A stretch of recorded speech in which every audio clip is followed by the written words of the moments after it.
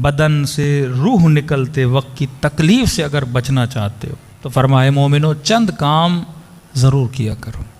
یہ سکرات الموت، یہ بہت مشکل لمحات ہے جب انسان کے بدن سے روح نکلتی ہے. پہلا کام فرمایا جو ہر نماز واجب کے بعد تھوڑا بہت بھی ہو قرآن کی تلاوت کرے، وہ سکرات موت سے بچ جاتا ہے، وہ ہول الموت سے بچ جاتا ہے، وہ خوف موت سے بچ جاتا ہے. 4 آیتیں 5 آیتیں 10 آیتیں جتنا ہو سکے. امام خمینی کی عادت تھی، سفر پہ بھی جاتے تھے، آپ نے وہ جہاز کی ویڈیو بھی دیکھی ہوگی، جہاز میں بھی قرآن پڑھ رہے ہیں، اور ہاسپٹل میں بستر مرگ پر ہیں، وہاں پر بھی آپ دیکھو گے کیا پڑھ رہے تھے، قرآن پڑھ رہے تھے. تیاری کرتے تھے کہ جب بھی موت آئے، بدن سے جب روح نکلے تو انسان کو کیا ہو، تکلیف نہ ہو. تکلیف ہوتی ہے تعلق کی وجہ سے. تعلقات دنیا جتنے مضبوط ہوں، اس تعلق سے جدائی کی اتنی تکلیف ہوتی ہے. میں ہمیشہ مجلس میں مثال دیتا ہوں، اگر ہاتھ کی ہتھیلی پہ ٹیپ سولوشن لگائی جائے، کھینچو گے تکلیف نہیں ہوگی، کیونکہ ٹیپ سولوشن کا اور ہاتھ کا اتنا مضبوط تعلق نہیں ہے، جدا ہو جاتی ہے. لیکن وہی ٹیپ سولوشن اگر ہتھیلی کے پیچھے لگائی جائے، جب کھینچو گے تو تکلیف ہوگی، کیونکہ بالوں نے ایک مضبوط تعلق بنا دیا ہے اس ٹیپ سولوشن کے ساتھ. اور جب بال کھنچتے ہیں تو انسان کو تکلیف ہوتی ہے نا. جب تعلق اتنا مضبوط ہو جائے دنیا سے، مال دنیا سے، دنیا کے گھر سے، اولاد سے، اب تعلق اتنا ہے کہ جب جدائی کی بات آتی ہے تو انسان کو تکلیف ہوتی ہے، وہ دنیا سے جانا نہیں چاہتا. بات پڑھے محمد و آل محمد.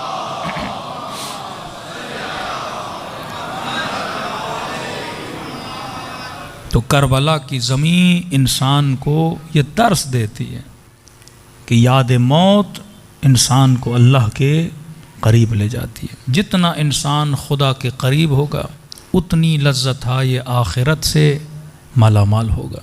اور آخرت بنی ہی انسان کے لیے. جنت ہم نے دیکھی نہیں ہے، لیکن جنت کی لذتوں کا ذکر خدا سورہ الرحمن میں کرتا ہے. فرمایا اگر موت کے سختیوں سے بچنا چاہتے ہو، ہر نماز کے بعد چند آیتیں قرآن کی پڑھا کر.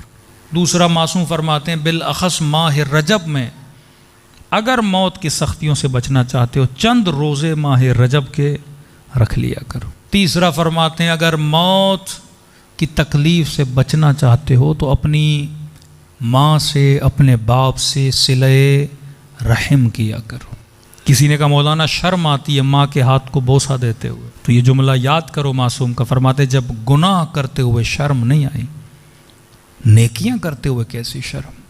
مرنے کے بعد پچھتاؤ گے، اس ماں کے جانے کے بعد پچھتاؤ گے، اس باپ کے جانے کے بعد پچھتاؤ گے کہ جب تک نعمتیں تھیں تم نے اس نعمت سے کوئی فائدہ نہیں لیا. رسول جوان کے سرانے پہ بیٹھے نا، کا تلقین پڑھ لیکن نہیں پڑھ رہا تھا، کا کلمہ پڑھ، گویا زبانوں پر کسی نے سی دیا اس کی زبان کو کہ ایک جملہ اس کی زبان سے نہیں نکل رہا.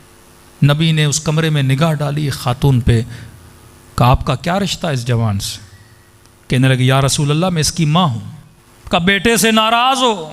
کہتے یا رسول اللہ 3 سال گزر گئے یہ مجھ سے جفا کرتا رہا، راضی نہیں ہوں میں اس سے.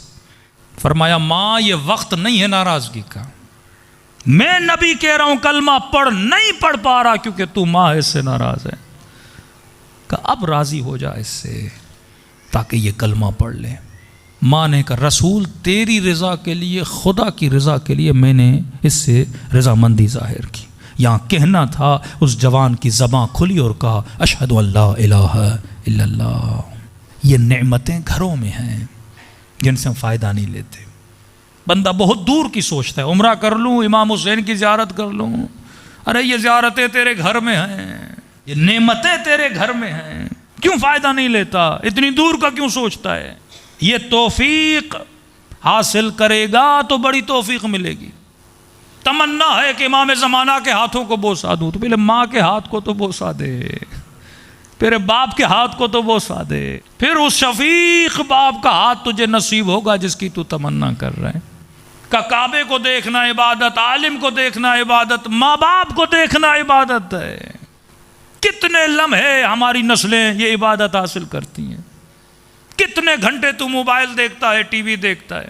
آدھا گھنٹہ ماں کو دیکھ لے، 1 گھنٹہ ماں باپ کو دیکھ لے. گھر بندہ مسجد بنا سکتا ہے، عبادت بنا سکتا ہے، گھر کو زیارت گاہ بنا سکتا ہے. یہ ساری نعمتیں ہمارے ارد گرد گھوم رہی ہیں، لیکن ہم ان نعمتوں سے محروم ہیں. خدا سخی بھی ہے، خدا کریم بھی ہے. سخی مانگنے پہ دیتا ہے، کریم نہ مانگنے پر بھی عطا کرتا ہے. کیا یہ کرم الہی نہیں کہ تجھے مجلس حسین میں بلایا؟ دنیا والوں کی آنکھیں خشک ہیں.